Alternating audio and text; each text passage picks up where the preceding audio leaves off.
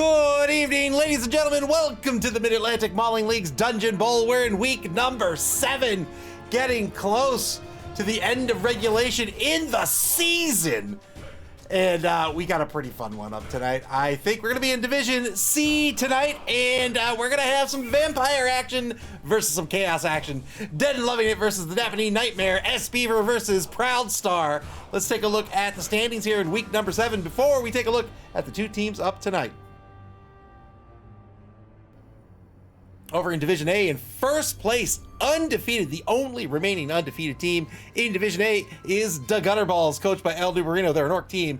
They're 4-3-0. They are followed by Odin, it's Nuffle, that's Clypheus' Norse team. They're 4-1-1. And the NC Snakes in third, that's Moob's Dark Elf team. They are 3-2-1. In Division B, currently in first place, wouldn't you know it, it's the Believe Broncos, coached by BB Nut. They're a Nurgle team. They're 5-0-1. They are followed by the Goodest Boys Strike Back. That's Old Gamer Mike's Necro team. They're 4-0-2. And in third place is Technobabble Inc. That's my team. They're a human team. They're 3-2-1. And in Division C, in first place, undefeated, are the Philosopher's Song, coached by Spire, a Lizard team. They're 5-1-0. In second place, the Disco Masters, coached by Ian. They're a Necro team. They're 5-0-1. And they are followed closely behind by MAML Nightmare, coached by Festoon, also a Necro team. 5-1-1. They're 4-1-1. They might be 5-1-1 next week. Or this week, I should say. BB Nut says, Bonix, MVP. War Master, BB Nut, SP Beaver, Ajax, The Riot. Welcome all to the stream here this evening. The home team for this evening will be Dead and Loving It. They have 16, 15, 14, 13. 13 on the roster. One is injured this week. It's David Everett, the number 9 Thrall. Otherwise, everybody else good to go. That's going to bring their TV to 1,240,000 gold this evening. They have a Vargeist, that's the big guy on the roster, a Thrower, a Runner, 2 Blitzers, and a whole bunch of Thralls. 4 dedicated fans and 5 rerolls. They're going to be up against the Chaos Chosen of Napanee Nightmare. Who do they pray to? Core naturally. Napanee Nightmare down a couple of players. They're going to have to pick up 2 Journeymen for the game. Their TV is at 960,000 gold.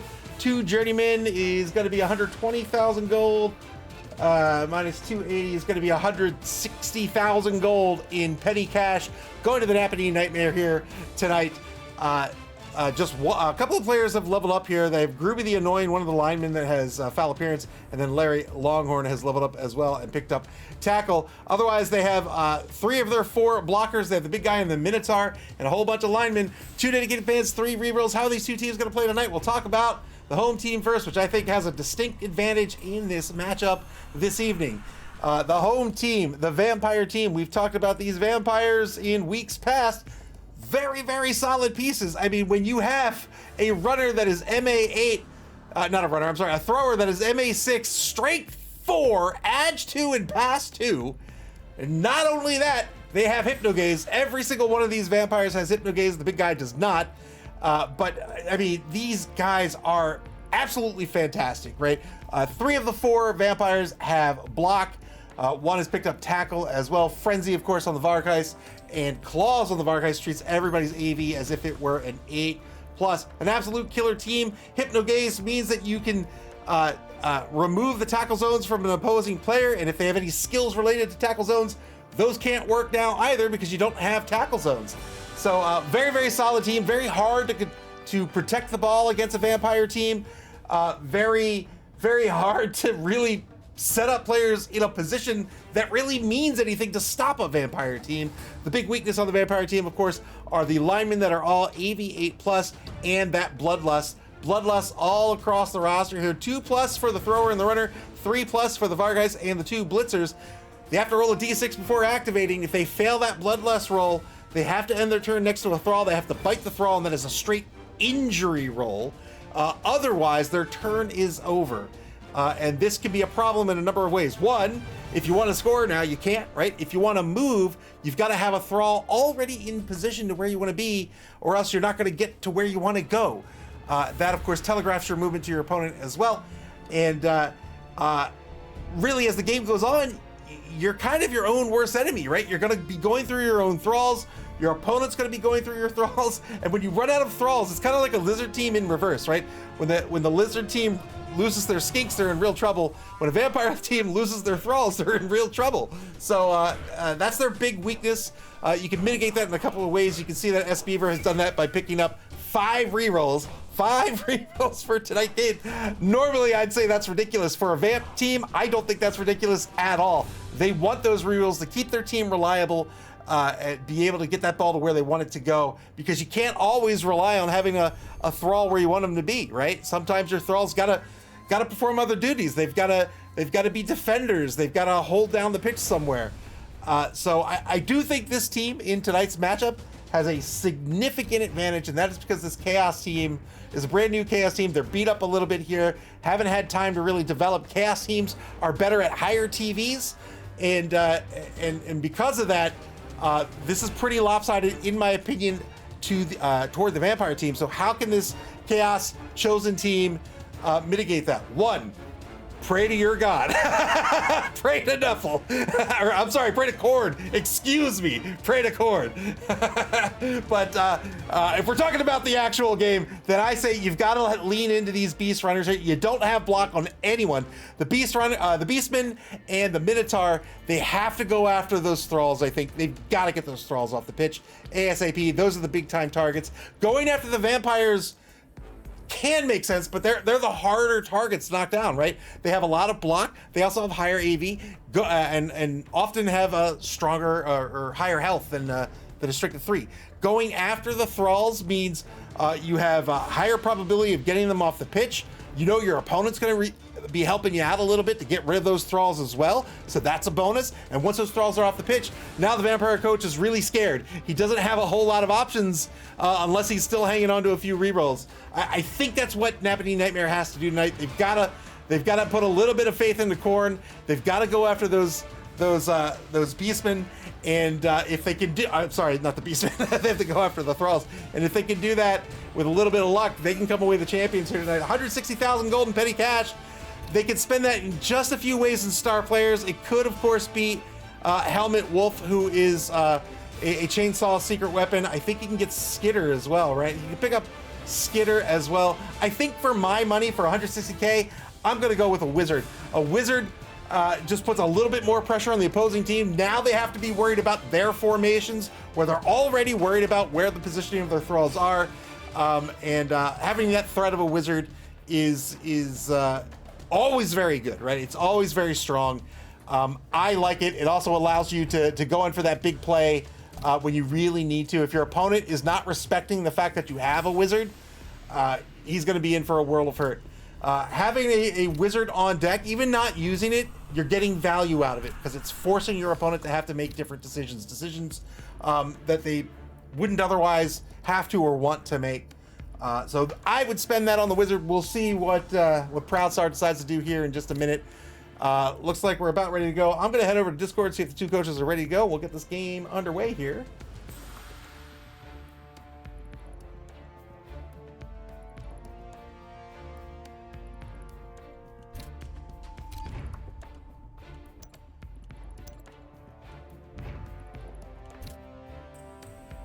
Still waiting for this game to get underway. I see one of the coaches. Let's see if the other one's ready.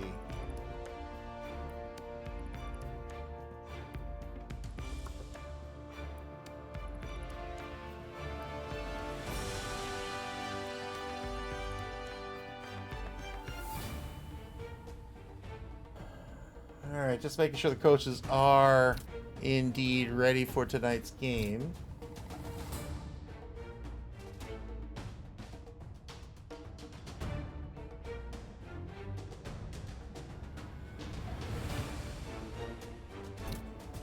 I see both coaches online, but I don't know if they're ready to go.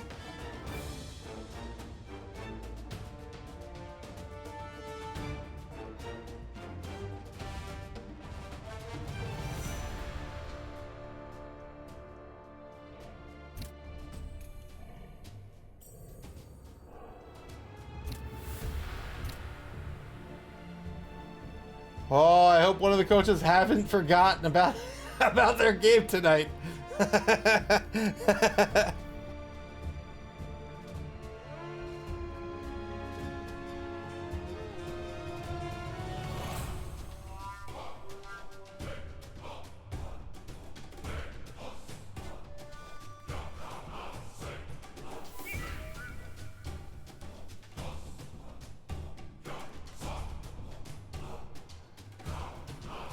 We might have a no-show if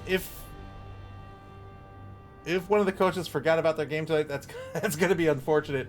But if that happens, we'll do what we always do. We'll go back to my we'll watch my game of the last week.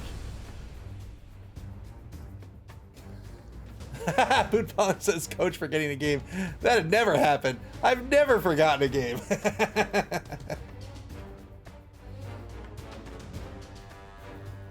I've messaged the coach, so we'll see. It is near the holidays. It's easy to forget stuff.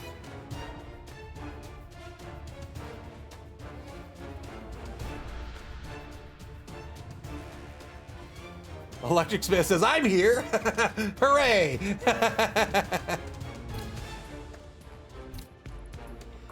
Oh man, it looks like we might have a no-show here. Here's what we'll do. We'll start watching my last game, week 6, my week 6 game. And maybe we'll just watch that if the other coach shows up in time, we'll switch over to that game. If not, oh, well, we'll see what happens. All right, let me queue up my week 6 game. We'll watch that in the meantime.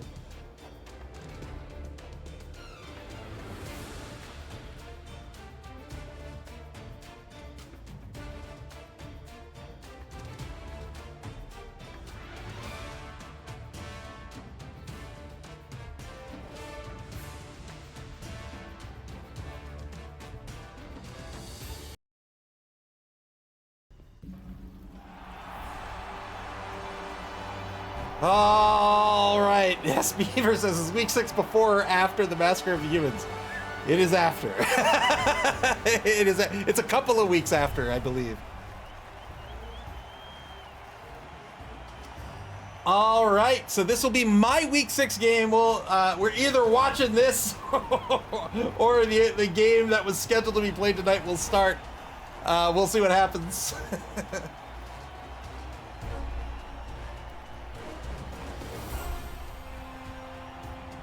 So this is week 6. It's Technobabble Inc. versus the PipStars. So it's myself over on the right side there, the human team in white, versus the PipStars in red on the left. They're a lizard team. Good chunk of change here to earn for both teams this evening. Technobabble Inc.'s going to pick up, I think, 305,000 gold in petty cash. Not quite enough for a Morgenthor. We actually, before this game, we hired a extra catcher. We could have picked up... PV Ness says, I hope both teams die. We could have picked up Morg. I wanted to pick up a catcher instead because humans have access to another fantastic star player, and that is Griff Oberwald. Yeah, 305,000 gold in petty cash here. We'll pick up Griff for a 280. Griff Oberwald, strength 4, MA 7, a blodger with fend, with sprint, with sure feet, edge of 2, strength of 4. A hero, a legend. There it is. Welcome to the stream, Aaron. It says, I hope both teams tie in a fire. We pick up Griff. We'll pick up an assistant coach that could help us pick up an extra reroll. We have 3 rerolls on our roster.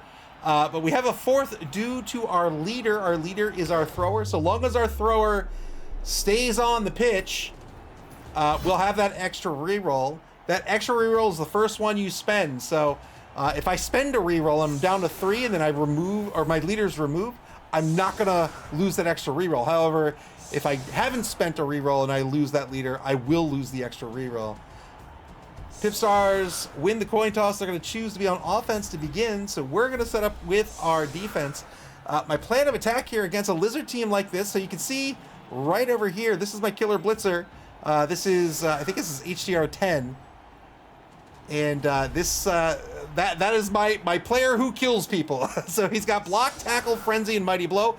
Block, of course, makes the both down result safe for you. Frenzy gives you extra dice. Tackle negates the dodge skill. Mighty blow gives you a +1 to your armor or your injury roll.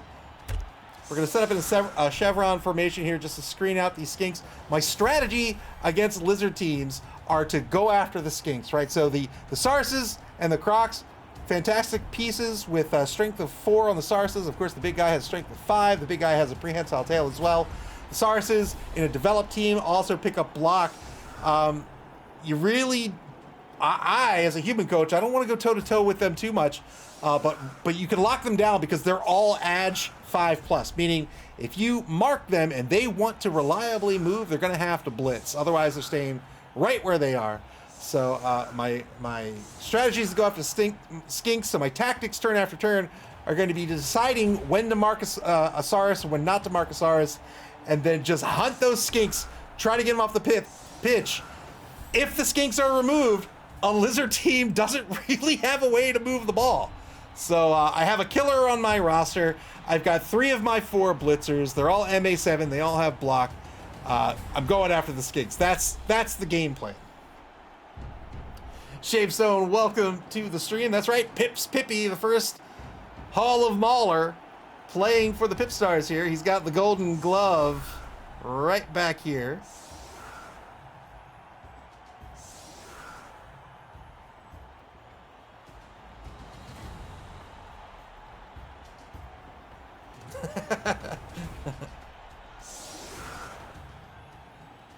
Iron Cynic says, I think I would have gone with the anchor to protect the killer. Fair enough.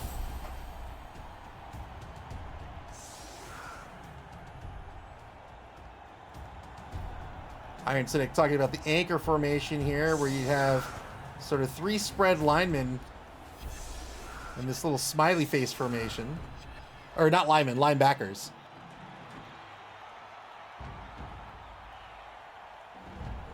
Here's the kick. Decent kick here on the ball is a skill that the Chameleon has. Gets 3 free movement on a kick or a pass. I don't know why that says long bomb. That's definitely a kick. And a quick snap here. So 5 unmarked players on the offense get to move 1 space. Clivey says, what are we watching? We are watching my Week 6 game, since one of the coaches for the scheduled game tonight seems to be MIA.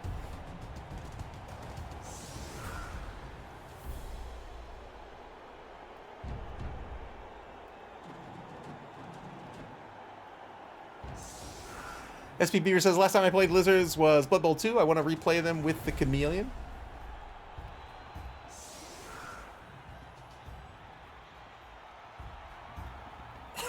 Clavius, thank you very much for the bits.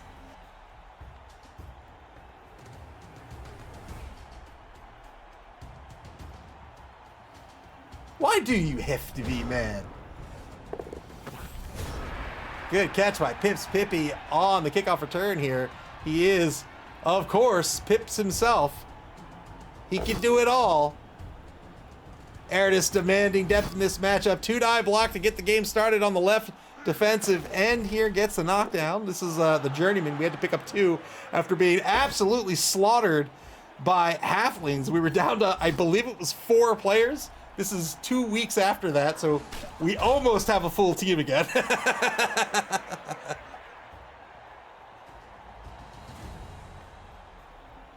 Ogre there is on the line, really just eating up a block here. He's strength 5. This Ogre is, as with most big guys, is unreliable with the boneheaded nega trait. And that means we're not going to be throwing a whole lot of block dice with him. We really just want to keep him on his feet. Blitz after HDR 10, the killer there, is going to be a both standing result.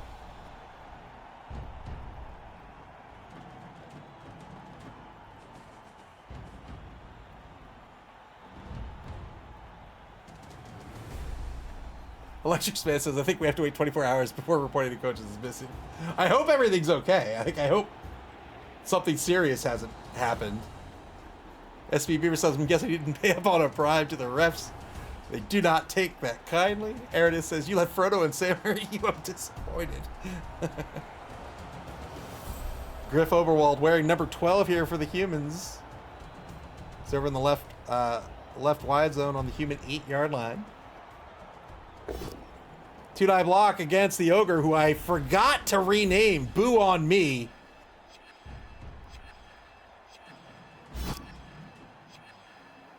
One of the many players I have to replace.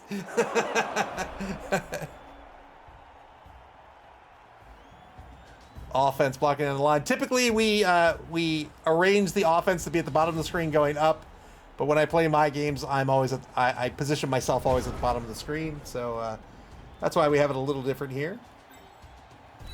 Turn 1 back to Technobabble Inc. First order of business is to stand up our line. These are actions that don't cost us dangerous die rolls. Next order of business is to figure out who I want to blitz. Remember, I want to target these skinks. So with ACR 10 here, currently at a dodge, I'm probably going to try to push him away on a block. I might go here. I might go here. And that's an unfortunate block here. So that's going to be a both standing result unless I spend the reroll. And I do not spend this reroll. So HCR 10 is going to remain marked.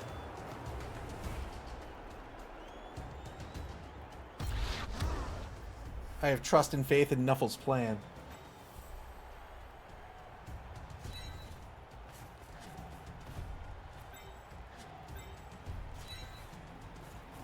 Two marks over on the right side here. So now, as he's going to be hunting skinks this way, he's not the only person who can kill skinks, right? So I've got a mark over here. I've taken it on this side. I've got to cover this here as well. So I pull these players back. These skinks are all MA8, save for the Chameleon, who's an MA of 7. Really, I'm just trying to slow them down to give me time to punch. Griff on the blitz here, since the killer blitzer HCR 10 is marked. And we get one removal. 1 down, 5 to go. Electric Smith says, I'm surprised after the flings you don't have a fear of stunties. Griff wasn't in that game. He doesn't remember. Yeah, Griff there with the sure feet skill that allows him to reroll a failed rush. Also has sprint. Sprint plus sure feet means you are all but guaranteed to get 3 extra spaces of movement. He's fast, he's resilient, he's a blotter, he has fend. He's a great cook. He's an attentive listener.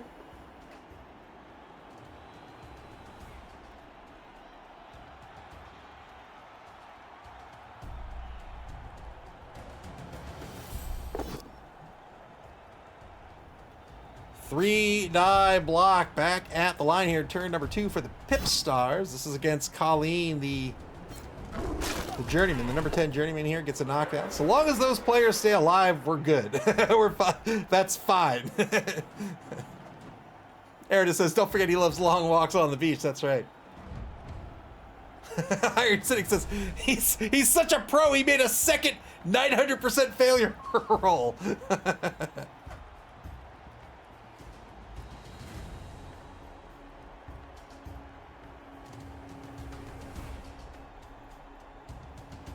46 seconds left on the clock here for the PipStars. PipStars have 3 rerolls. Remember, the humans have 4 thanks to leader. This is the leader right here. 2 die against the number 4 journeyman over on the right side of the line. Will be a knockdown. Double skulls against the ogre. Has to spend a reroll here into a pal. PipStars down to 2 rerolls. Get wrecked on the block. Has the block skill. Didn't need it. And gets a knockdown. So the human line will stay alive here.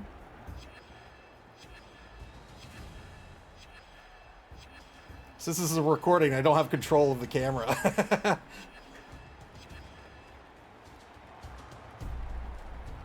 PipStars on the bonus clock, down to 7 minutes, 10 seconds. Pippy, the ball carrier, moves up to the 2-yard line. Now on the Lizard 2. Tries to set up a cage now.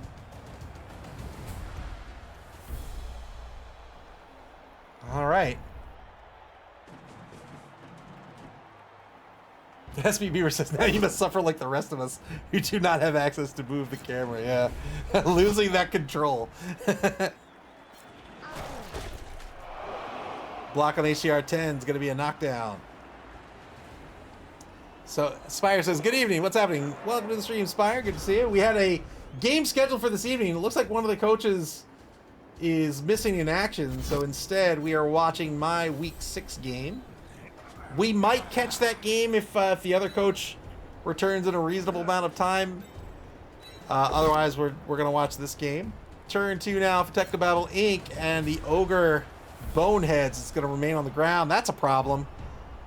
So now I have to decide if I want to pull in another player to keep these players to keep this offensive line locked down or not. Of course, you never want to give up the score, but again, strategically, in this matchup, I am less concerned about the score and I'm more concerned about murdering these guys. That's the game plan. I will still try to defend, and I'm still gonna, I'm not gonna just give him a touchdown. But really, the focus is on murdering those skinks. Because again, if he runs out of skinks, he can't reliably move this ball. Griff Oberwald's going to move back into the middle linebacker position. Pulling back players a little bit just to get ahead of this cage. We're going to blitz with HCR 10. Going to go after Huey Von Drip, the number 14 Chameleon Skink. Here we go. Push isn't going to do it. We did have Frenzy here, but I didn't want to get too far in. I don't know if that was the right call or not. Spent the reroll, got the knockdown thanks to tackle. 7+ is going to break armor.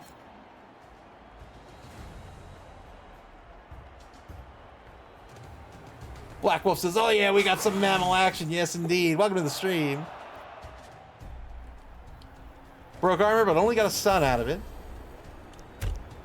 And we're good. So turn 3 back to the PipStars. So these Sauruses are marked. This line is all but marked. One of these players is going to be able to break free.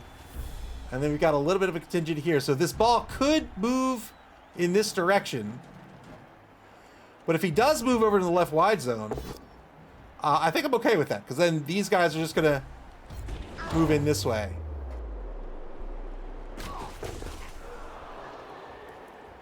Good removal here against Colleen, the journeyman. That's one human out for the game. The humans are now going to be down a player for the rest of the game. Nobody on the bench to replace that journeyman, of course.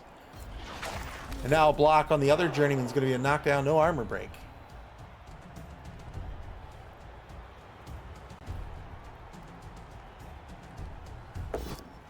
Two-die block against doubly linked list. The thrower gets a both standing result or a push out of this. It's going to end up taking the push.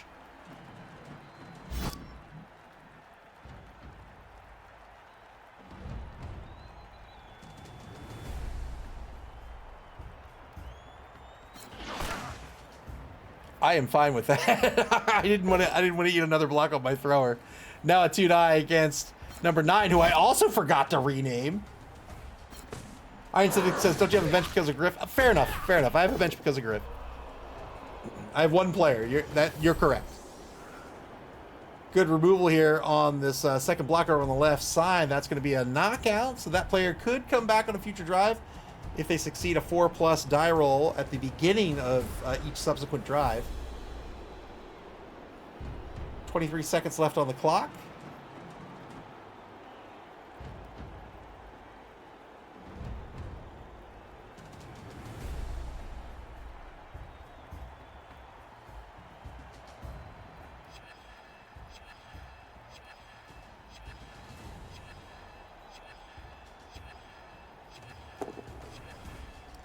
Blitz on the thrower. This is a push by Gatorade. He's not going to spend a reroll here. The big guy is a loner. Typically, you're not going to spend your rerolls on a loner risk. Didn't follow up on my thrower. That is fine by me. Might be repositioning differently here. I don't know how much movement he has left.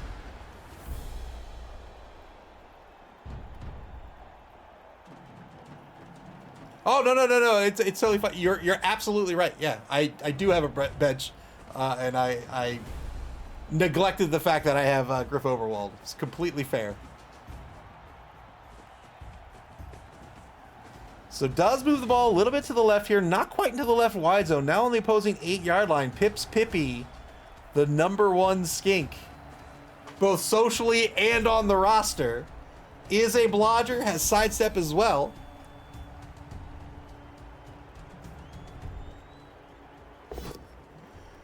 Tries to dodge out over on the right side here. Gets a free reroll due to the dodge skill. That works. Now trying to mark out these two linemen here. Turn 3 for Technobabble Inc. The game plan has not changed.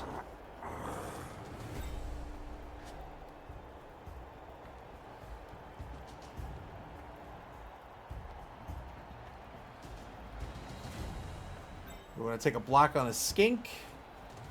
Could be this skink here. I don't know if it's going to be this one or not. I honestly don't remember. This is a blodger. So if I'm going to take that, I want it with this guy here, which I might very well do.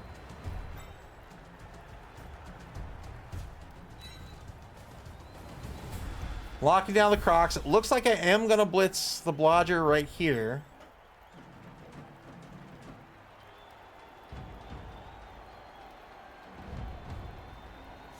So he's trying to cut off my players here, but I think instead I'm cutting off these players here. So I'm okay with this.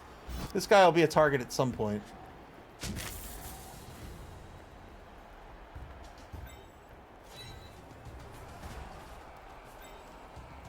All right, just putting some tackle zones between the lizards and myself. He can still block down these players and he can block down these players. He can open up a lane and move the ball down pitch.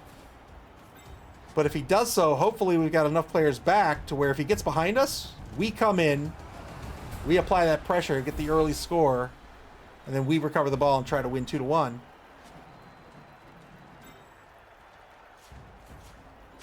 Yep, here's the blitz. HCR 10 against Bootsy Kazoo. 2-die block. We get a skull here. We end up with the push. Now we're going to use our frenzy follow-up. It'll be a 2-die frenzy follow-up. And that'll not work out. So we're going to spend the reroll here. Oh, got another push. Ugh. Oof.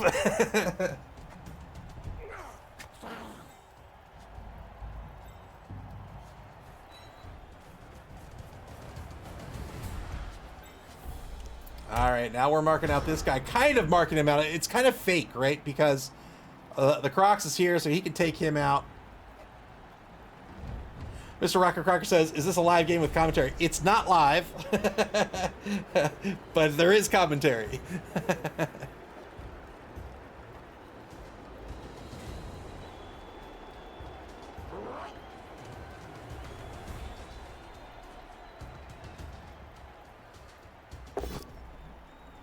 Two-die against the Ogre.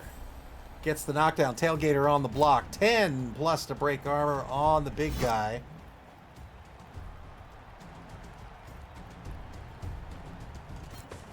There's the armor break. Good armor break here. They don't have to worry about that Ogre for a couple of turns. Two-die against the #4 Journeyman. That's right. Pips Pippy indeed in the game. Pips Pippy the ball carrier right now. Pips should have been the giveaway.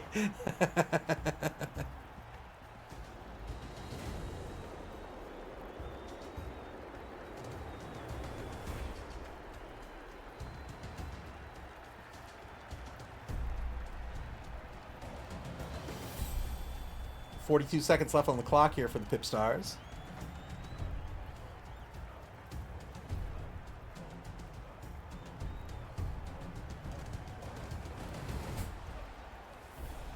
It's unfortunate that we don't have the game as scheduled. I don't have any I don't have any overlays or anything set up.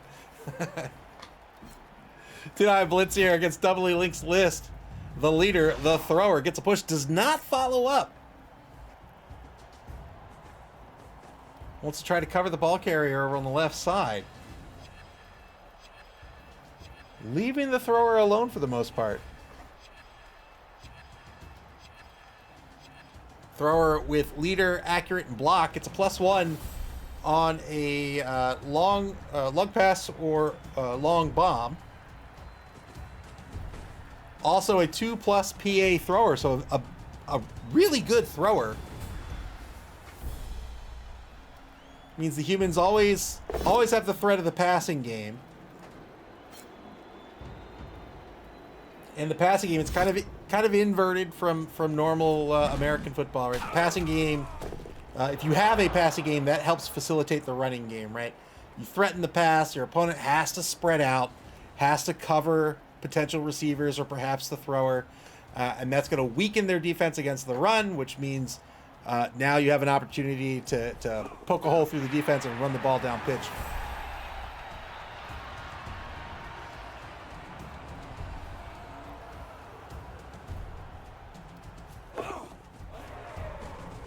Good 3+ dodge over on the left side here. All right, turn 4 now for Technobabble Inc. Final turn of the first quarter.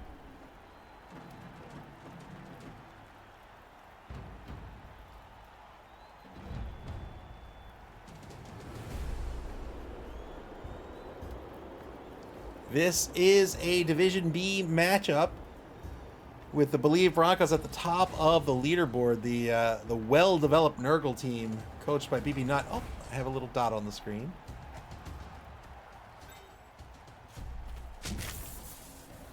Game plan hasn't changed. Let's go after some skinks.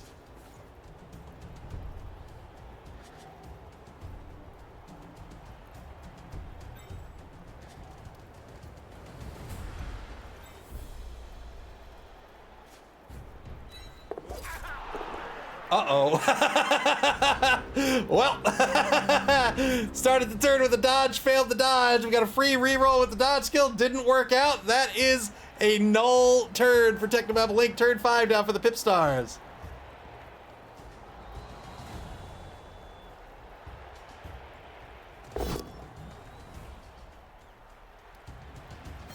Two-die block against number 4. Journeyman off to the right side. Gets a push out of this.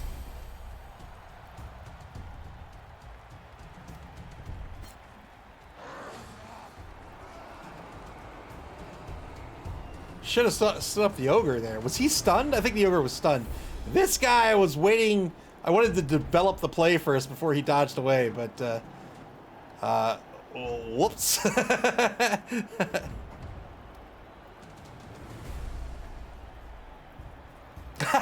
Boot Polish says I forgot how much I missed Ava's games. I could never reach his level of chaos.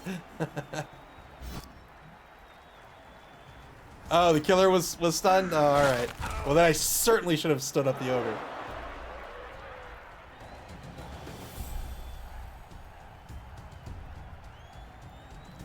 Knockdown on the blitz. And I didn't rename anyone. I filled in the gaps on my roster and I just used the default names. I have since fixed that.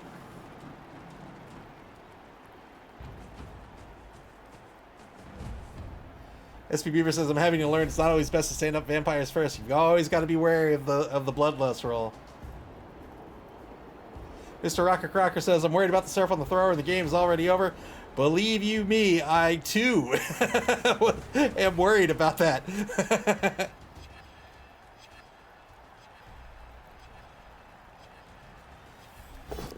Doesn't move the ball too far forward here. Trying not to give up too much time to the human team.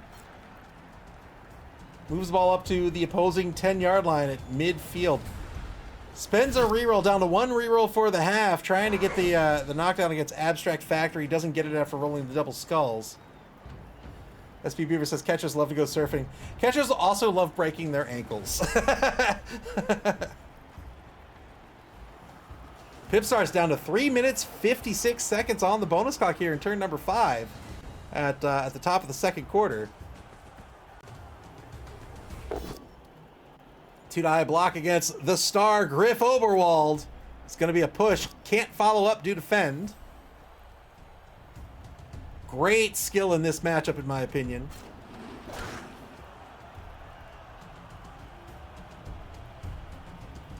You want to take a block against old Griff? Be my guest. If you don't knock him down, he's coming for you next turn. Turn 5 now for Technobabble Inc. Ogre stands up and marks the chameleon. Number 3 Blitzer's going to stand up and keep that Saurus, that tackle Saurus on the right side marked.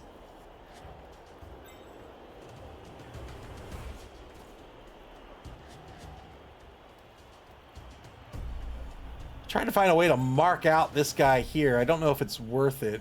I don't even remember what I do about it.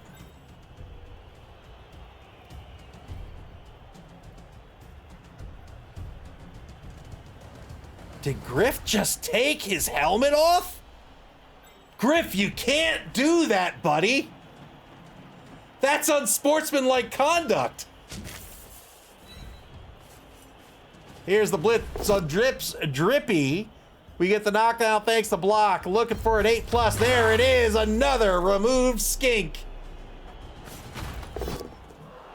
4 to go.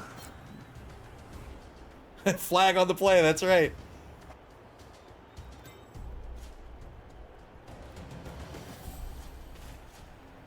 Griff will continue the blitz.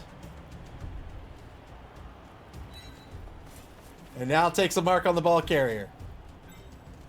SB Beaver says, upon further review of the game, the Technobabble Inc. deducted a point for unsportsmanlike conduct. Can we go into the negatives? Spire says, look at these flowing locks. That's right, ladies. Griff is here.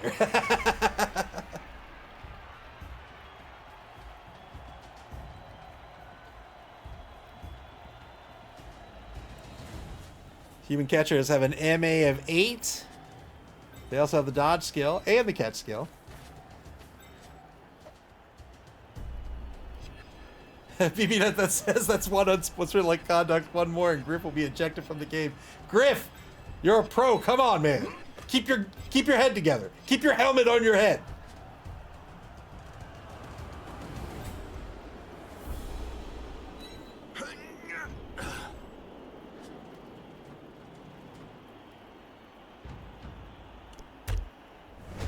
Sidestep, blodging catcher's just going to stand up and keep this Saurus ahead of the ball carrier mark. Turn 6 now for the PipStars.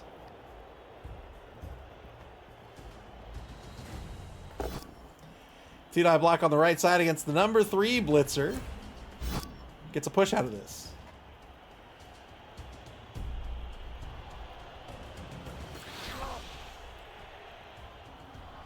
BB Nut says, I haven't seen unsportsmanlike conduct like this since the triple pump celebration. I think whatever your Nurgle team does when it scores is unsportsmanlike.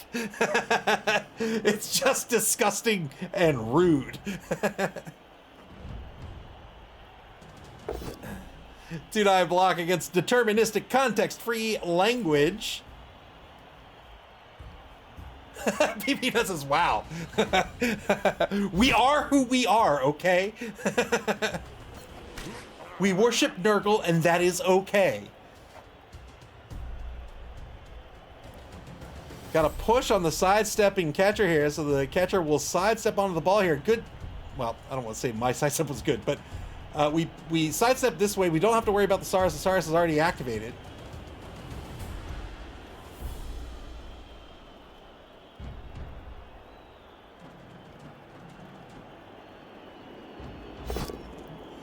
A 1-die against the Journeyman back behind the ball carrier is going to be a push by Get Wrecked. Not a bad block with 1 die. Does have the block skill. It's a favorable block.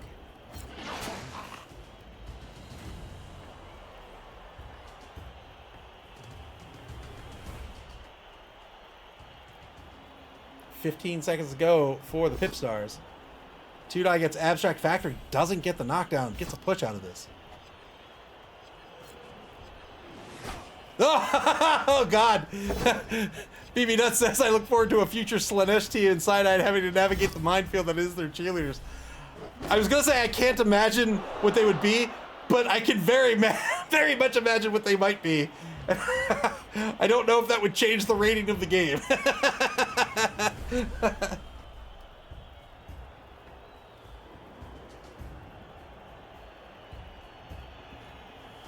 3 minutes, 10 seconds on the bonus clock. As Pips dodges over to the left wide zone, stays on the 12-yard line here in turn 6.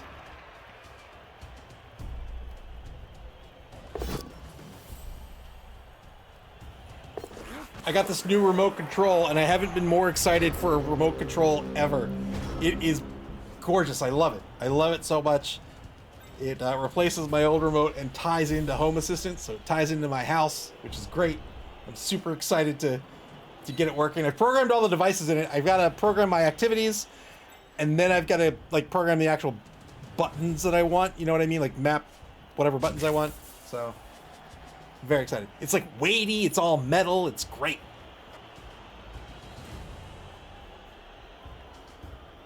An exposed ball carrier over in the left wide zone. I mean, I'm gonna blitz him, right? I think I gotta. 3-die against Huey Von Drip's gonna be a pal by Griff Oberwald. Looking for an 8+ to break armor. There's the armor break. Gets a stun. SB Beaver said I had to Google search the Slanesh cheerleaders, and there are things you cannot unsee.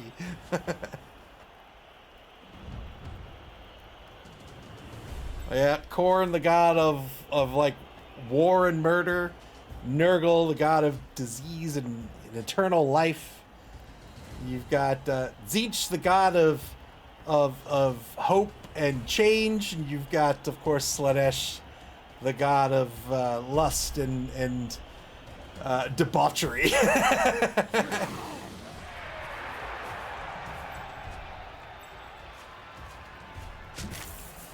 3-die blitz against Pips. Pippy, good dodge here on the 50-50 dodge. Due to the prehensile tail, we got the POW. 7+ breaks armor on Pips.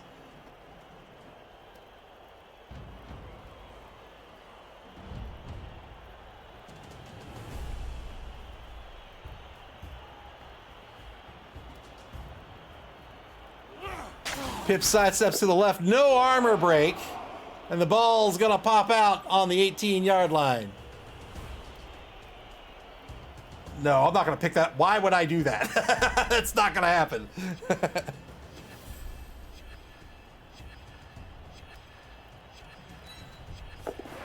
Oh, I did it! Technobabble Inc. recovers the ball. They have it on their own 12-yard line. Let's go.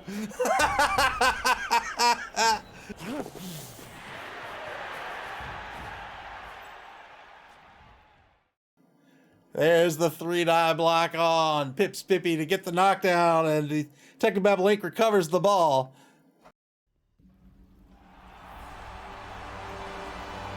Oh no, did I just reset the game? All right, let's fix this.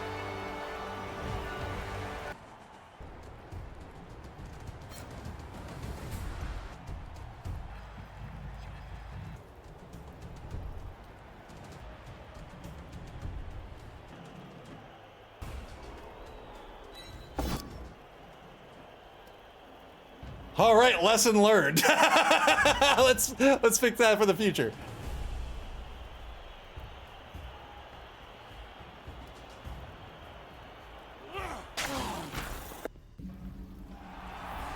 Did I do it again? Ah!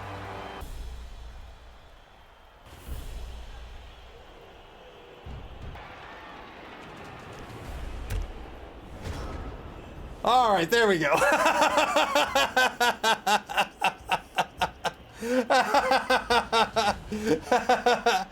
All right, I think we fixed it now. I think we can have replays and not reset the replay. Ben Bowbaggins, welcome to the stream. Got it all sorted out. We got the very best in the business on the technical team here.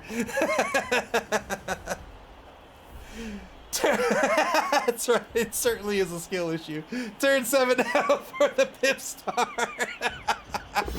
For the PipStars here, 2-9 block against Abstract Factory, got the POW.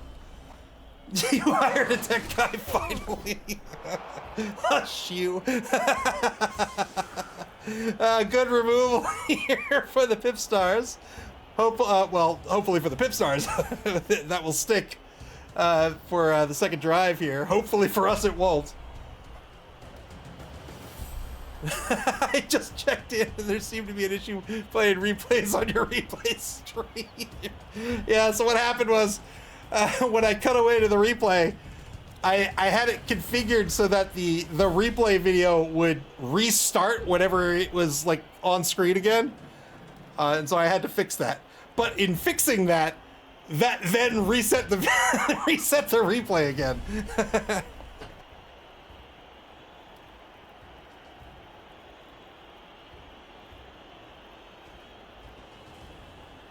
26 seconds to go for the PipStars. They're down to just 2 minutes 58 seconds on the bonus clock. They have one reroll remaining. We're trying to figure out how we might be able to score in 2 turns here.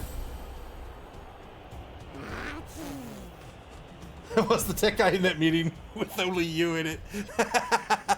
SV Beaver says he doesn't always test his replays, but when he does it live. That's right.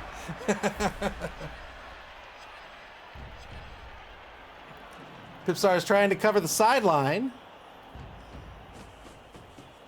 Pips Pippy covering the sideline on the 6-yard line right now. 2-die blitz against doubly linked List. Gets the knockdown. Looking for an 8+ with Mighty Blow. They'll follow up and mark the ball carrier. Remember, this mark, very important here. The Crocs has a prehensile tail. That means any dodge away is a -1. For the thrower there, that's going to be a 4+, a 50-50 dodge for the positive dodge in this direction.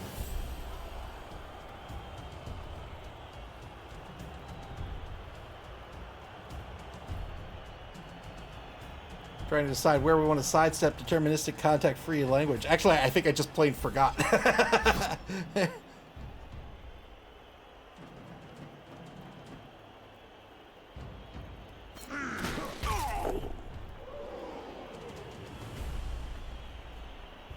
Free Mighty Blow Saurus to get in on the drive.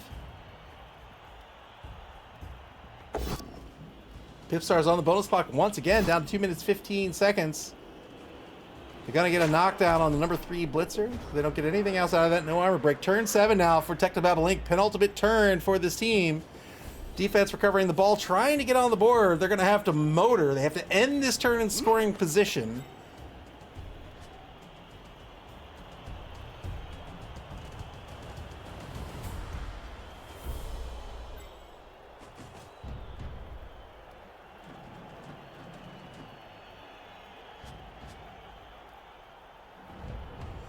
Trying to find a way to get through here. I think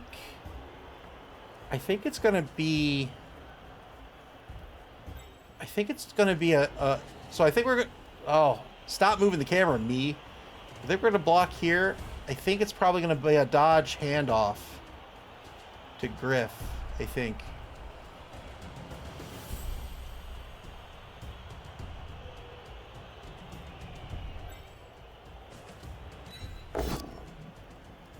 Three-die block by the Ogre. Got the Powell on Slip Skit. Looking for a 7+ to break armor. 7+ thanks to Mighty Blow. If I can break armor naturally, I'll get a +1 to the injury roll instead. Have to stay put here. Got the removal. Another skink off the pitch permanently. That's 3 now. Yeah, got to keep this lane free. And I think at this point is when I realize, oh, that's 2 dodges. Okay. Well, let's go.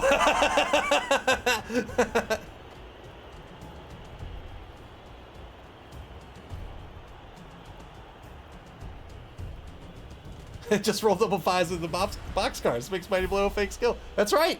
That's all you got to do. Why is that so hard?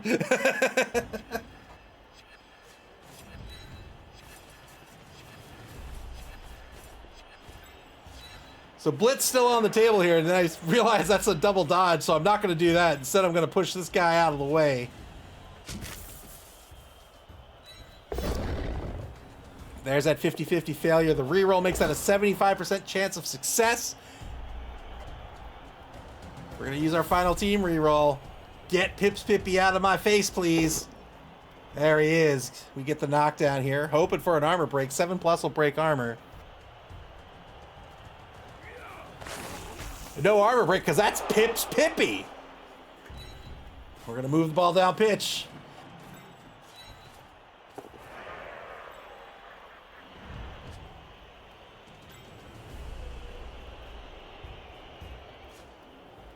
Deterministic context-free language. The number 7 catcher is going to move down to try to protect the ball. I think I need to rush here, but clearly I didn't.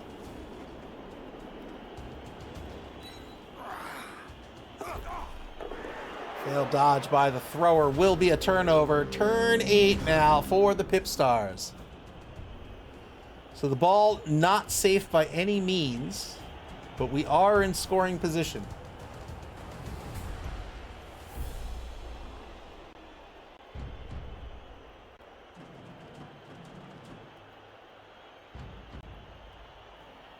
Griff, you did it again! Keep the helmet on!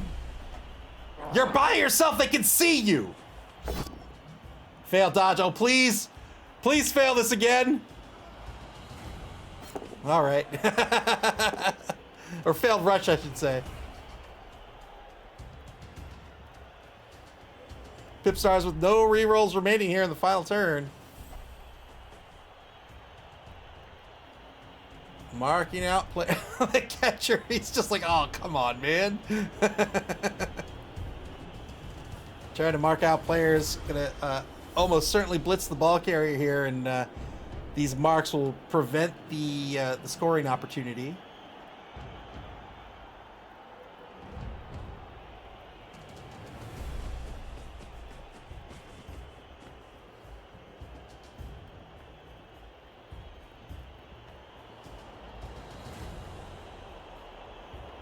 .40 seconds on the clock for the PipStars now. Again, no rerolls remaining.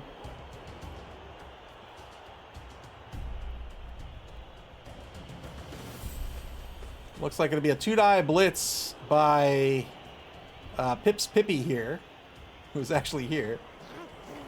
There it is. 2-die blitz. There's the pal. Gets the knockdown on HCR 10. We'll see where the ball bounces. Pips himself, the all-star, the legend, the hero. Then goes to pick up the ball. Good recovery, good dodge away on the rush. And now Pips is recovered on the PipStars 2-yard line. Well, you know what? I do think that's worth it. Makes it all that much more difficult for Technobabble Inc. to try to recover this ball and score. Finishing up the turn, taking blocks, but they're on the bonus clock. They're down to 1:50.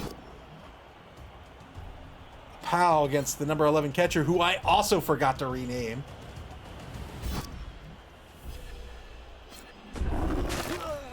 Or I can just try to float the idea that a Norman nightmare is some sort of programming term.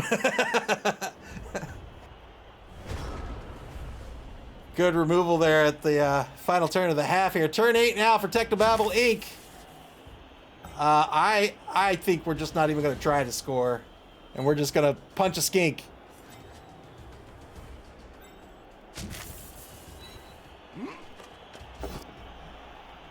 Stand up blitz. We'll get the knockdown. Looking for a 7+.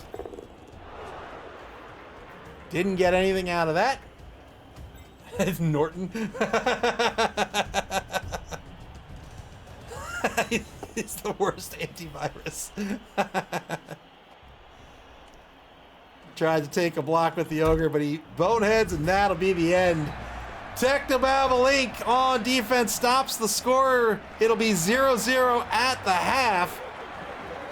8 on the pitch for the PipStars. It looks like 9 for Technobabble Inc. So a one-man player advantage for the humans, as they'll be on offense to start the second half of this game.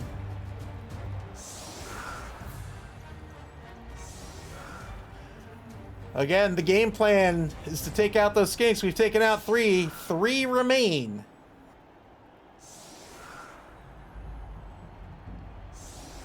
One is the chameleon that has on the ball. So if we have our, if we're going to threaten the pass, we have to consider that the Chameleon will get 3 free spaces of movement. That means that Chameleon will probably end up playing in a safety position. Could be on a corner, but probably not.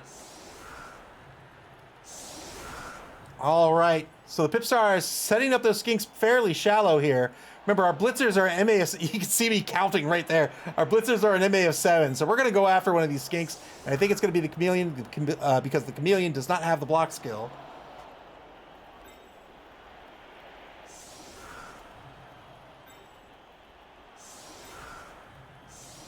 Shamestone says, Pippy will do it by himself. That's all you need. You just need Pips on your roster.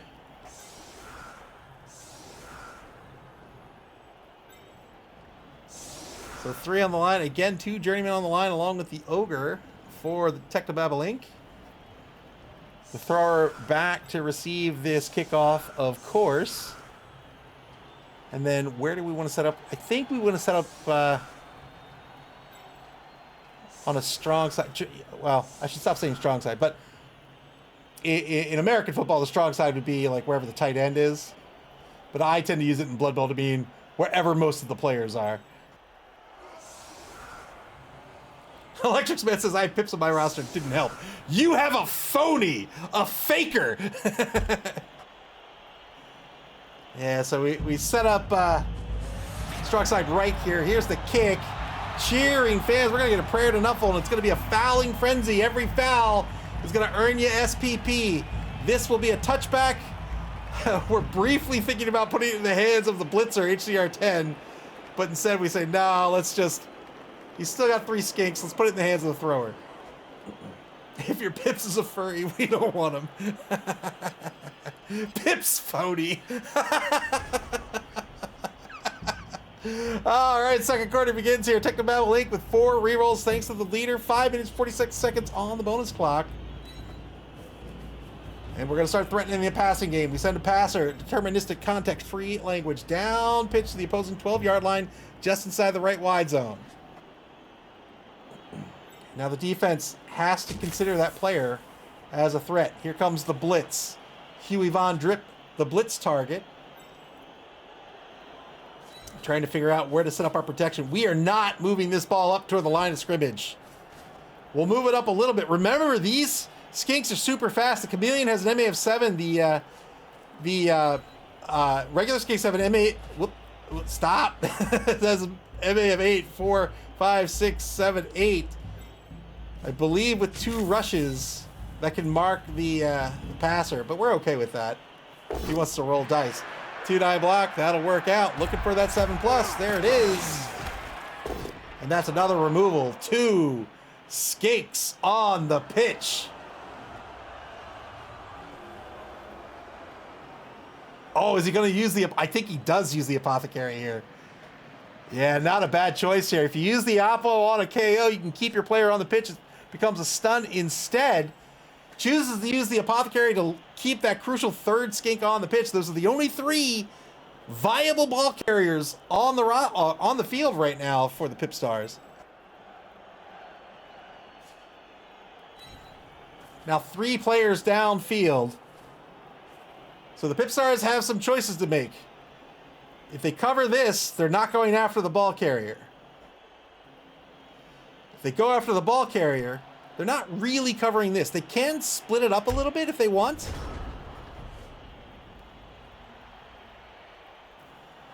And you'll see we have... Griff, leave the helmet on your head! Griff right here. So in case we are under pressure, in case he comes up and applies pressure, we can hand off to Griff, and then Griff can move this ball down to this contingent here.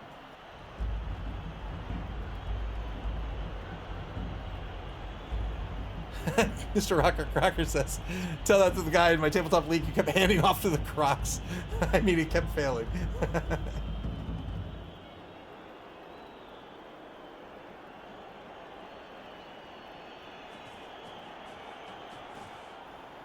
So the PipStars trying to mark the halfback, what is happening? Why can I not draw anymore? What has happened? Oh, there we go. Trying to mark the halfbacks here. He'll probably try to mark Griff here instead, and I think this means he's going to try to apply some pressure on the passer. Out of ink. I had someone tell me once, like 20 years ago, maybe longer, they were like, the more you play your MP3s, the more they wear out. And I was like, what are you talking about? What? They're bits. What wears out? What are you talking about? But I guess they just thought it was like, like a cassette tape or something.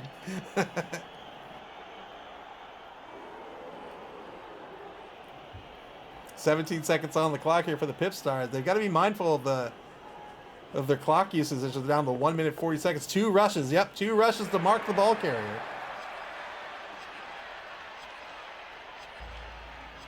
SP Beaver says, I mean, if it was a spinning disk drive, it's not completely wrong. I mean, after a fashion, I guess, but it is wrong, right? You can just copy the file. Data doesn't wear out. Mechanical parts do, sure.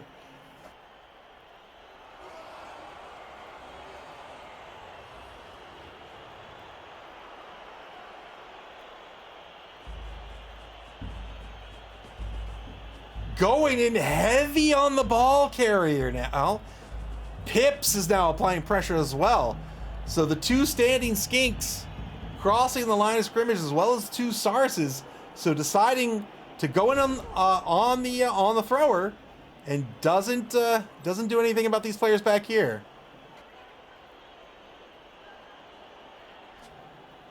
But like, if that's true, you shouldn't couch it as your MP3s wear out. You should just say your disk drive wears out. You know what I mean? So I think the game plan here is a handoff. Handoff to Griff. That means we need to pull the killer back in on the blitz. On the blitz. Oh, stop it. On the blitz here, yeah.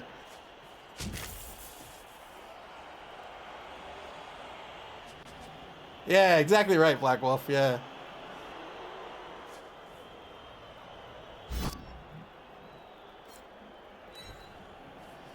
Here's the assist on the Mighty Blow Crocs here for not Crocs, Mighty Blow Saris for a 2-dive blitz by HCR 10.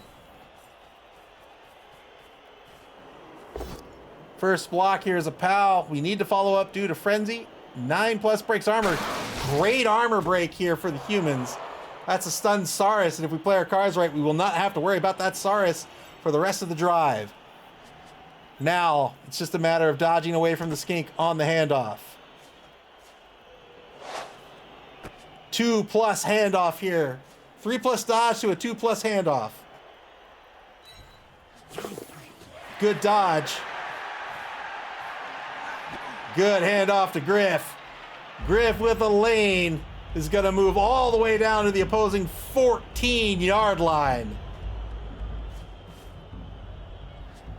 3 rushes thanks to sprint, can re-roll a failed rush thanks to sure feet.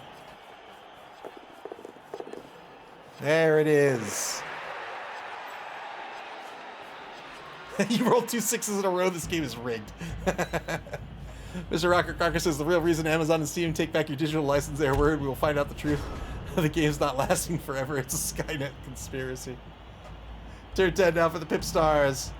So they made a choice here. We threatened the pass. They made a choice. They chose to go after the passer. And that meant we had an opportunity to go downfield. Now, our game plan here is to keep this ball safe. He's not safe right now, right? Any one of these players can free themselves out to take the blitz on Griff Oberwald, but Griff is a blodger. So only a POW is going to knock Griff down to the ground, and he has fend as well. So if you don't knock him down and it's a push, you will not be able to follow up and keep him marked.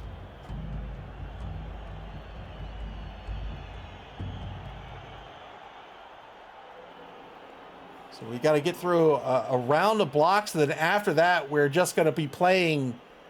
We're going to be playing tag. We're just going to be avoiding the lizard team for as long as possible because they do have those fast skinks. We want to stay on the pitch long enough to maybe remove another skink or 2. and then put ourselves in good shape for the next drive where the PipStars would inevitably try to get on the board and tie this ball game. First order of business, of course, is to stay alive and get in the end zone ourselves. But we want to delay that as much as possible. Two-die blitz against the number 4 Journeyman is going to be a double pow here.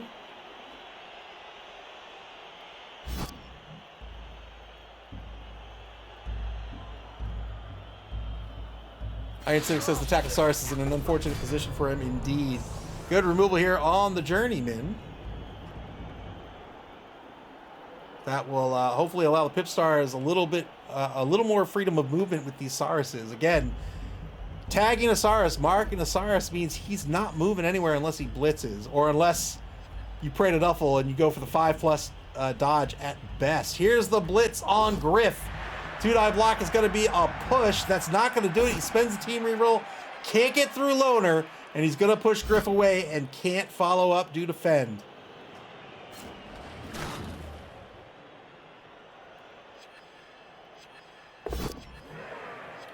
Oh, no! Oh, I see. He recognized the threat here. I thought that was a misclick at first, but he recognized the threat, wanted to get the tag on Griff, and it didn't work out. Turn 11 now for Technobabble Link. Problem with going for that tag is now I don't have to worry about the Crocs, right? The Crocs has 3 MA to stand back up. That's going to give me an extra turn of movement. I don't think it was necessarily a bad decision, though.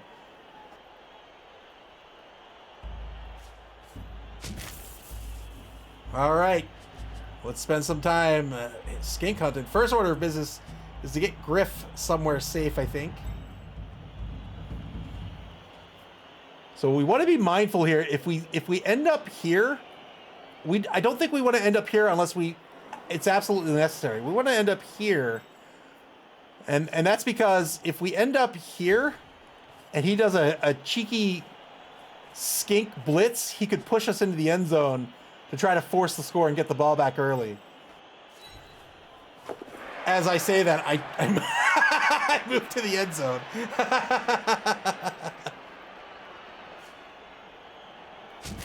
Jameson says maybe a better play to blitz the catcher. Yeah, maybe.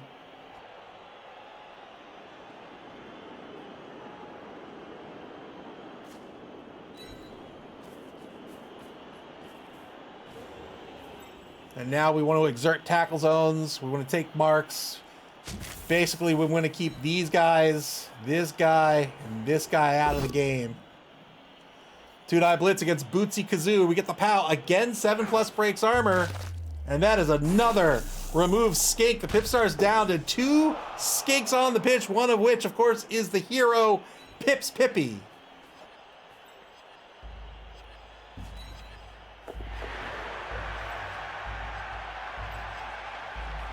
Two-die block on Huey Von Drip. We get a dodge push out of this.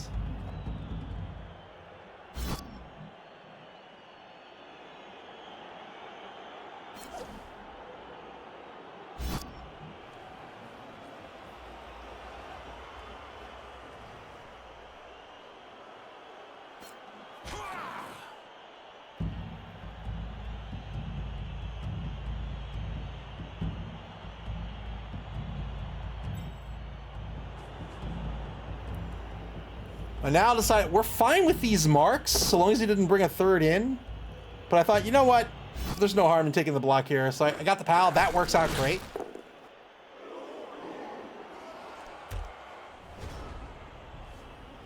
Turn 11 for the PipStars. Now they have to get at this ball carrier. They've got to try to force this score as fast as possible so they can recover and try to draw the game. Or if they get lucky, actually get a knockdown on Griff.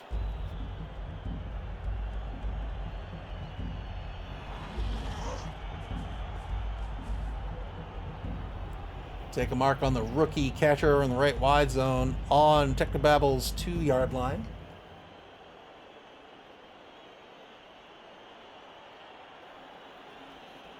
One thing to keep in mind, especially if you're new to the game of Blood Bowl, these star players, these are not rostered players. You hire them for a single game, which means getting SPP with these players, like, yeah, Griff is fast and awesome, but if he scores a touchdown, That's 3 SPP that is not being put on my roster. He just takes that and says, thank you very much, and goes on his way.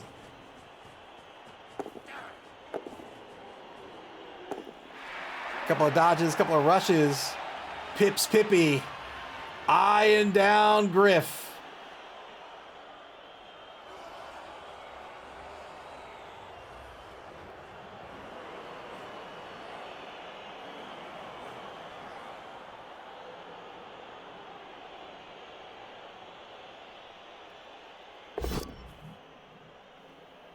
Failed dodge by the Chameleon over on the right side here. Marked by that tackle player, doesn't get a free reroll. Spends one of the team rerolls down to 1 team reroll for the game. There's that that pressure. He's trying his best to get that pressure. Unfortunately, he only gets a push on the catcher, and that's a sidestep catcher, so that catcher can stay wherever I want and continue to mark that Crocs.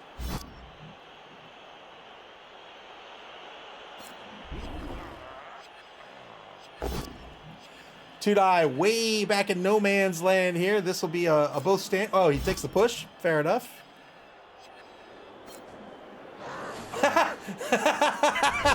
Oh, God.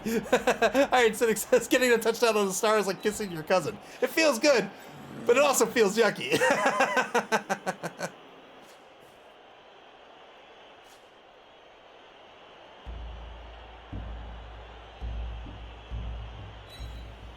All right, there's the mark on Pips Pippy. I think we're going to try to mark out Pips.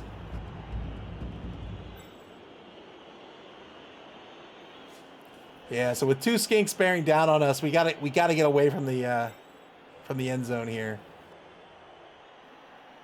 BB says you didn't try to kill Pips. I mean, he's Pips Pippy. Like, why do I want to tempt fate like that?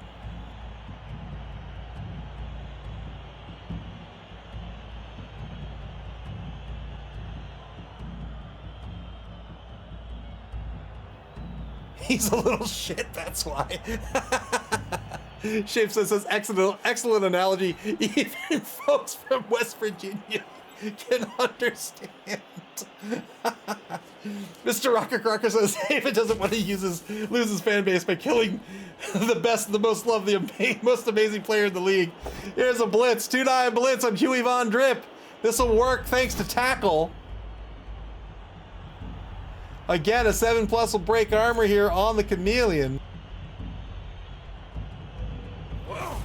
There's the armor break. Another removed skink. We are down to 1 skink on the pitch, and it is none other than Pips Pippy himself. BB says that could have been Pip. I believe at this point I said I said to Dead Fred, I was like, I'm coming for Pips.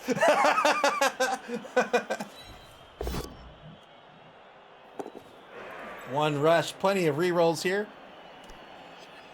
And that'll be the end of the turn. Turn 12 for the PipStars. Final turn of the 3rd quarter coming up. The PipStars have 1 skink left for the game. Whether they get the ball back or not, I mean, they're guaranteed to get the ball for at least a turn, but those other skinks, they're all casualties. They will not be returning.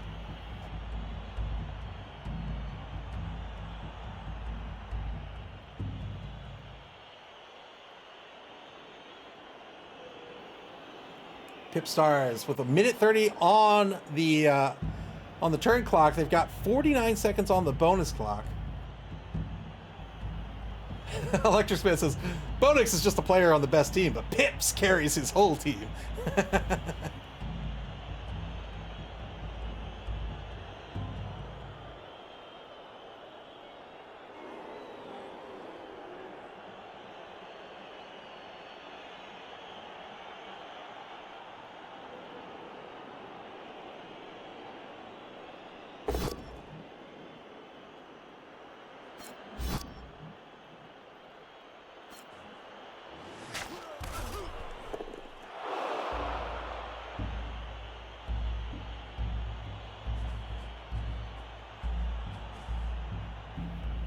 Blitz by El Bandito. So now another player coming in to apply pressure on Griff.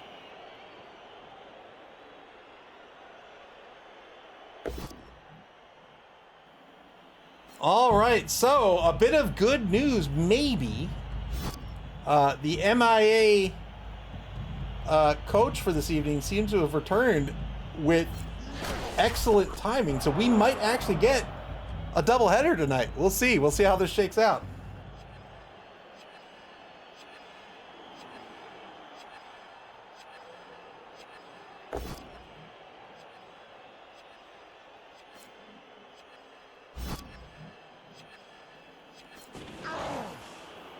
Armor break back at No Man's Land will be a stun. That won't amount to much. Well, it could, right? Because there's still a full quarter to play.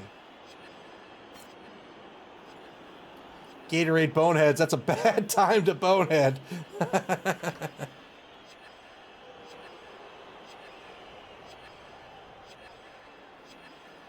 Just 21 seconds on the bonus clock for the PipStars. 2 dodges by Pips Pippy.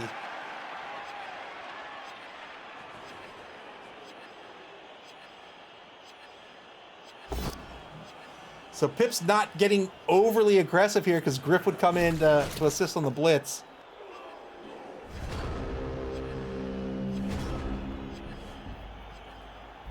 Turn 13, fourth quarter begins. Technobabble Inc. with possession of the ball on the opposing 22-yard line.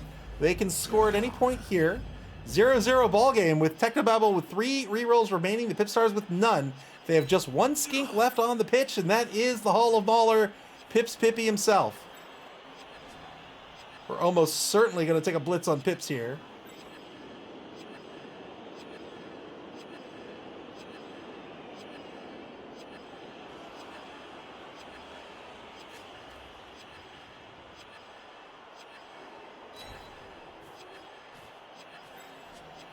I wonder why I marked in this direction. Am I going to come this way?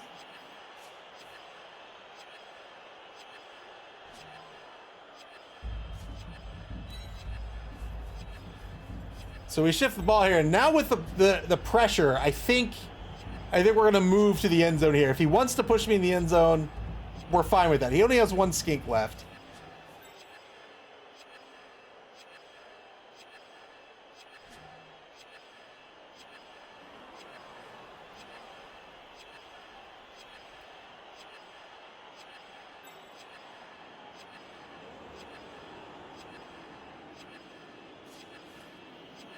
Now remember, I have to follow up here if this first block is a push due to frenzy. 2-die blitz.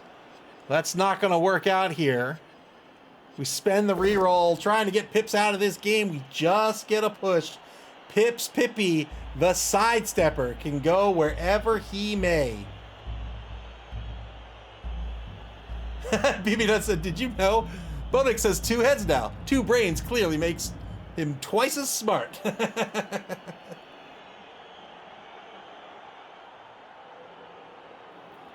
So the PipStars deciding where to sidestep Pips Pippy. Sidesteps him back, interestingly enough.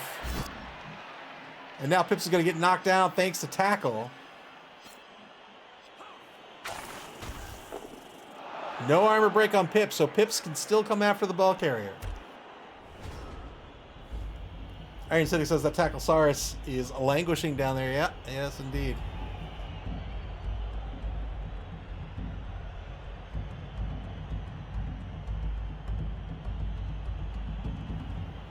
JD White says, I've never seen Ava commentate on his own game. This is fun. Oh, thank you very much. Welcome to the stream, by the way. Good to see you as always.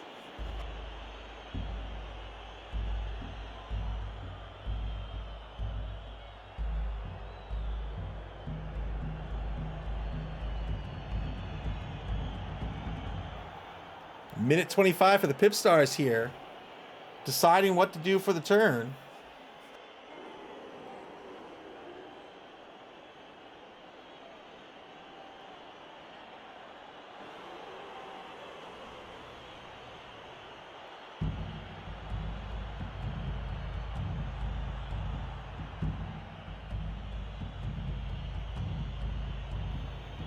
Under a minute for the PipStars. They have just 5 seconds on the bonus clock, so they can't really rely on the bonus clock here as they're figuring out what their best option is. They're going to go off 2-die block against Norman Nightmare.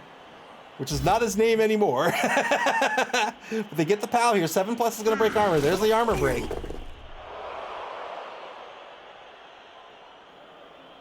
$35 seconds to go here.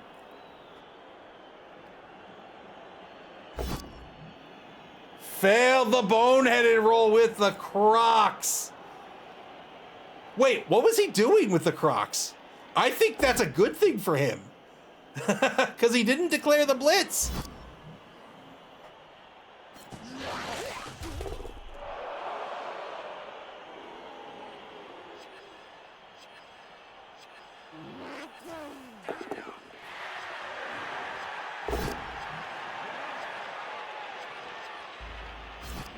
Uphill blitz by Pipsy, the all-star himself, gets the push and will force the score.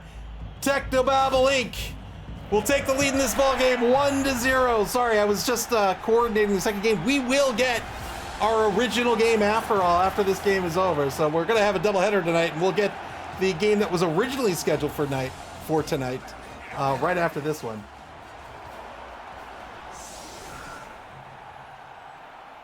Technobabble Inc. now to defend for 2 turns. Remember, we only have to worry about Pipsy, but it is Pipsy.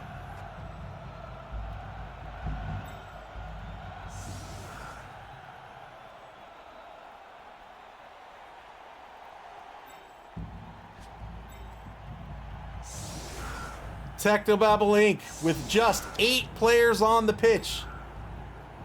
The PipStars will have only 6.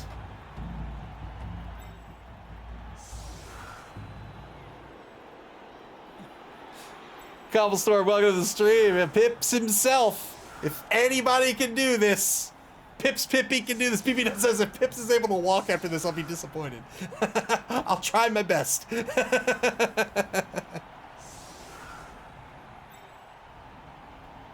So what I'm doing here is I'm trying to figure out what players I'm actually gonna like action with. Like what players are gonna determine my momentum. I can go fast, or I can go hard. That's what the she said. But I think I'm gonna lead with the blitzers. Mr. Rocker Crocker says BB Nut is playing the heel this season, huh? I think BB Nut is wishing for anything that any one of us would wish. Please kill any team I have to play. Thank you very much. Boot Polish says I wouldn't be surprised if Ava's game plus Pips equals a 2-2 tie in 2.5 turns.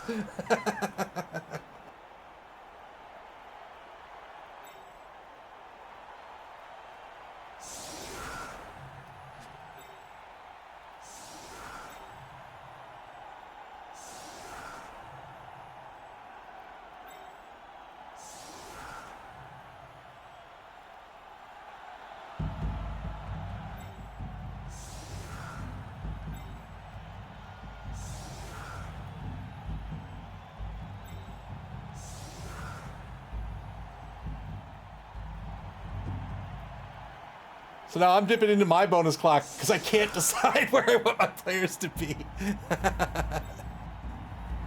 BBN says, look, I've caused 114 casualties this year. It wasn't really 114. Well, you are Nurgle. But my word, I am doing my part. You are doing your part. I expect everyone else to catch up. All right, so we're gonna try to anemically screen out this pitch here. We're just focused on Pips. The strategy has not changed.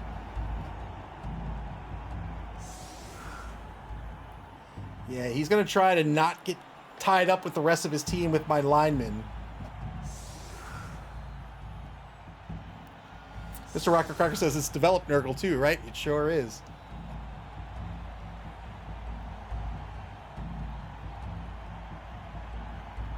SP Beaver says, looks like we're going to start our game if you want to jump to it. Yeah, you guys can start your game right now, and we'll jump to it after this one's over. Since we're so far into this, we'll finish this one out. Oh, no, it's a blitz! It's a blitz. The PipStars gain a blitz from Nuffle. They get a 2 on the D3.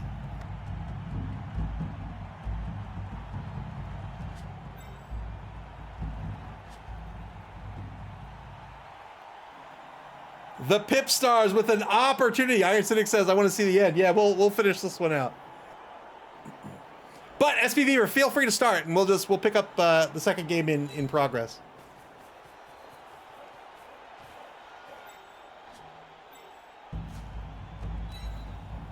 So the goal here, we'll take a blitz on someone for sure, but we're going after Pips. We're gonna get behind this offensive line.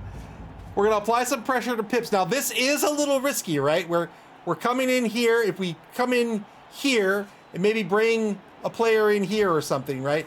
This can be risky because he'll get some blocks back, and if this ends up being a touchback, Pips with his MA8 can book, right?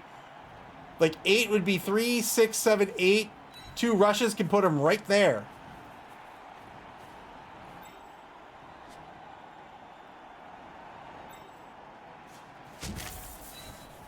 Two-die blitz on El Bandito.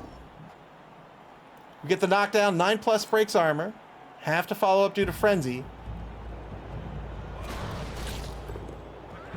We're absolutely gonna go. Let's go. Let's get a mark on old Pips Pippy. There it is, Pips marked on the PipStars 16-yard line on the blitz. And it is a touchback, so this is a scary moment. Iron Cynics, yeah, the ball on the sideline is scary, yep. A scary moment here for Technobabble Inc. Choosing to get aggressive here. 3 in 8 chance of a touchback, and it is a touchback. But the ball's going to go into the hands of Pips Pippy. So it doesn't put the ball in the hands of a Saurus. Puts it in the hands of Pips, which is totally fine. Pips is a blodger, a sidestepper. MA8 can absolutely score in 3 turns. Turn 14 now for the PipStars. The PipStars down to just 3 seconds on the bonus clock and 1 reroll for the game. Technobabble hanging on to 2.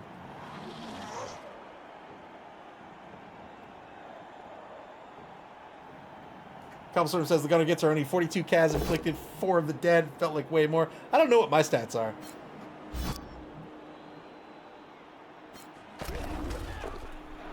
A knockdown on the Journeyman.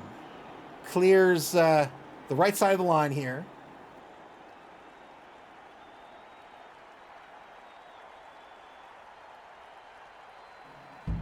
Cobblestorm says this is a team that couldn't remove a single halfling in a full match yesterday. My team is a team that got murdered by halflings.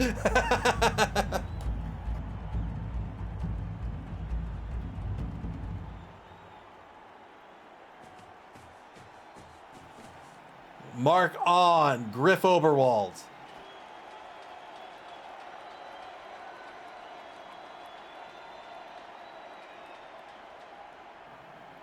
"28 seconds on the clock.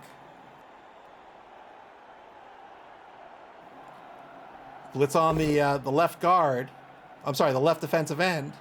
Gets a knockdown here by Get Wrecked. So blitzes to reposition Get Wrecked here.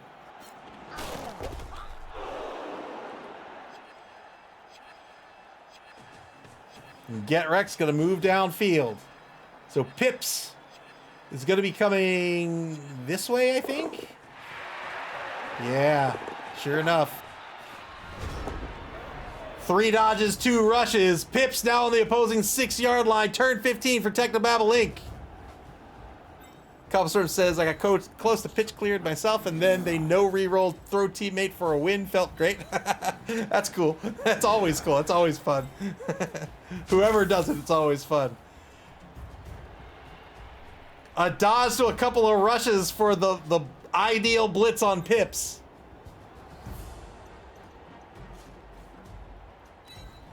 We've got a 1 die currently right here to try to clear that dodge.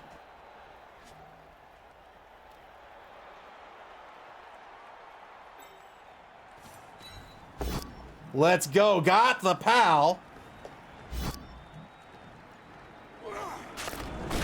The way is clear for the Pips Pippy, for the blitz on Pips Pippy. 2 rushes now. The dodge has been cleared. Here we go.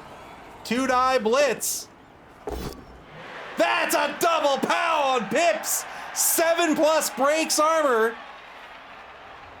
If this is a removal, the PipStars have nobody left to handle the ball, and there it is. Every skink removed from the pitch as Pips Pippy is knocked out.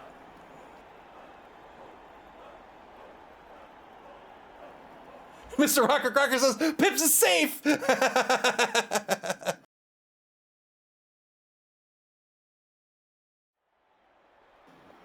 That's true. KO means he can't be killed. The ball precariously on the sideline right now. And our job here is to really just make sure that he's not going to try anything wacky.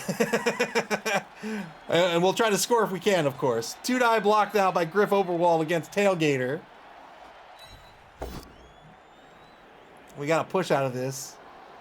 We're going to re-roll the skull here with Griff Oberwald's once per game ability. He can re-roll 1 die. Got a pow out of it.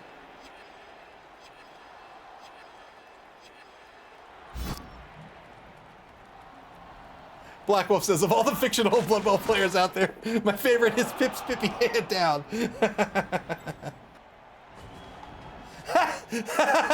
Cobblestorm says, the fault with your statement is the implication Pips could somehow be killed otherwise. BB Nut says, I'm gonna try to kill the Blitzers for not killing Pips. As penance, as punishment, you shall die. Turn 15 for the PipStars. With no skinks on the pitch, they've got a hope. They got a hope for a 5+ pickup on a Saurus.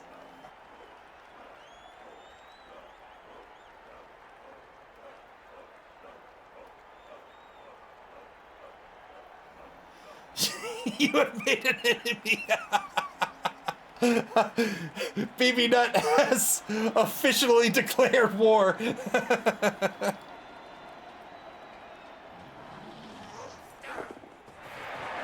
5+ dodge works out. The 5+ pickup will not. Will the ball stay on the pitch? It will. So the ball will bobble up to the 2-yard line now. And now that Saurus in danger of being surfed here on the final turn of the game. Top of turn 16 for Technobabble Inc. They're in the lead 1-0. Looks like they're going to pull this one out.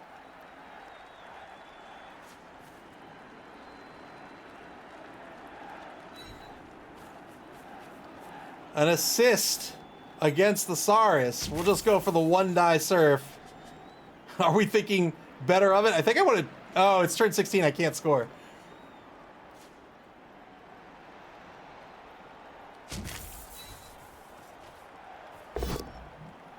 Should have made that a 2-die. There's no reason to make that a 1-die.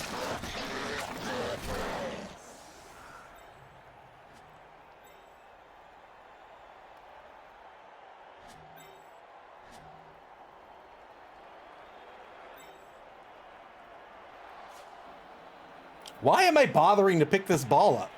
What am I doing? I think I might not realize yet that I can't score.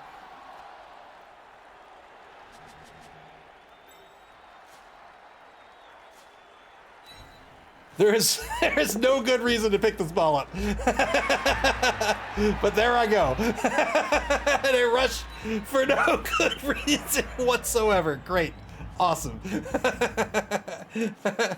I think I don't realize it's turn 16.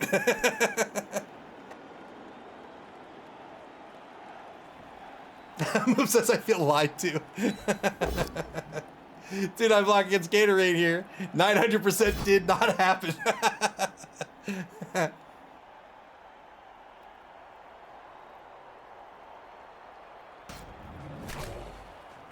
Both standing result here against Gatorade. And that'll be the end of the turn. Final turn of this ball game. There's nothing the PipStars can do. Technobabble Inc.'s gonna win this one 1-0. Trying to get some SPP to close the game out.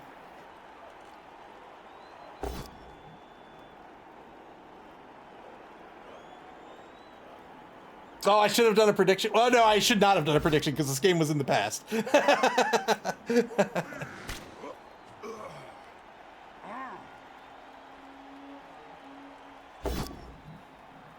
2-die gets the number 3 blitzer. Gets a pal here.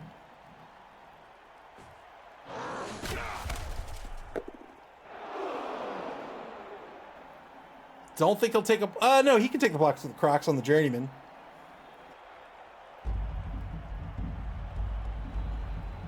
All games are in the past. I bet it takes 2 whole seconds to reach us. I hope it doesn't take 2 seconds. Well, maybe with the stream involved, sure. What just happened? Oh, I was like, why is it frozen? It must have been part of... Wait, did he try to dodge? Tried to dodge, didn't work out, and that's going to be the end of the game. 1-0 the final here. Technobabble Inc.'s going to win this one. I think that advanced them into second place before the Goodest Boys Strike Back won their Week 6 game, and they advanced into second. And serendipitously, the missing coach has returned, so we're going to get the actual scheduled game in here. I think it's already in progress. We'll switch over right now.